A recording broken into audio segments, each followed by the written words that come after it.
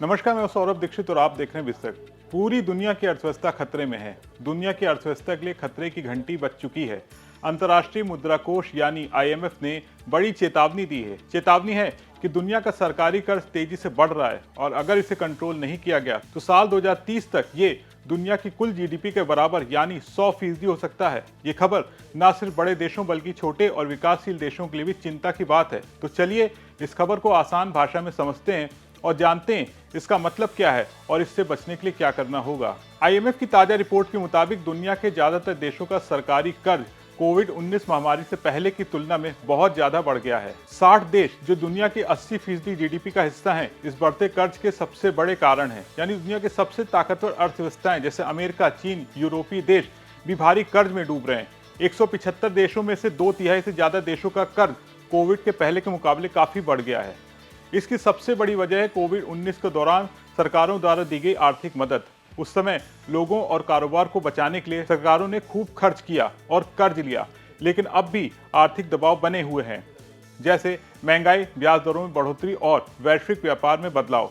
IMF का कहना है अगर ये रुझान ऐसे ही चला तो साल 2030 तक ये वैश्विक कर्ज $100 ट्रिलियन से ज्यादा हो सकता है, जो दुनिया की कुल जीडीपी के बराबर होगा। अब सवाल ये कि कर्ज क्यों बढ़ रहा है। आईएमएफ ने अपने ग्राफ में दिखाया है कि साल 2019 से 2025 तक का कर्ज जीडीपी अनुपात में तेजी से बढ़ा, यानी देश जितना कमाते हैं उससे ज्यादा कर्ज ले रहे हैं।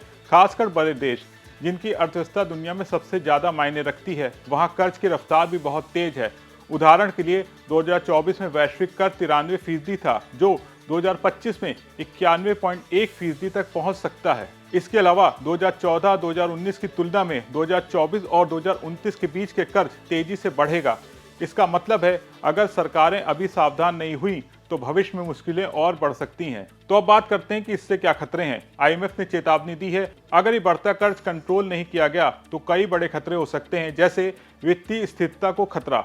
अगर कोई नया आर्थिक संकट या मंदी आती है तो सरकारों के पास उससे निपटने के लिए पैसा नहीं होगा। नौकरियों और विकास पर असर। सरकारों को ब्याज चुकाने में ज्यादा खर्च करना पड़ेगा, जिससे स्कूल, अस्पताल, सड़कों जैसे जरूरी कामों के लिए पैसा कम पड़ेगा। आर्थिक झटकों का डर। अगर कोई वैश्विक संकट आता है जैसे व्यापार युद्ध या महंगाई, तो कर्ज से दबी सरकारें उसका सामना नहीं कर पाएंगी। आईएमएफ ने कुछ जरूरी सलाह दी है ताकि देश इस कर्ज के जाल से बच सकें।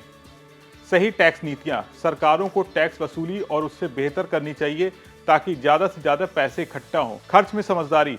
सरकारों को फिजूल खर्ची रोकनी होगी, जैसे पैसों को सही जगह जैसे शिक्षा व्यवस्था और बुनियादी ढांचे में लगाना होगा। लंबी अवधि की योजना।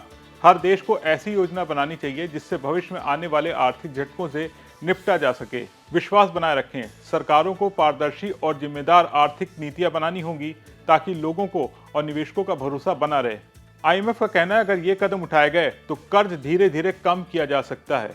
अब सबसे बड़ा सवाल कि इसका भारत के लिए क्या मतलब है। आपको बता दें भारत भी उन देशों में शामिल है जिसका कर्ज तेजी से बढ़ रहा है। हालांकि भारत की स्थिति कई देशों के मुकाबले काफी बेहतर है क्योंकि हमारी अर्थव्यवस्था तेजी से बढ़ रही है, लेकिन फिर भी भारत को अपने कर्ज को और खर्च को कंट्रोल में करने की जरूरत है। अगर हम सही टैक्स नीतियां और खर्च की रणनीति अपनाते हैं तो भविष्य में बड़े संकट से बच सकते हैं।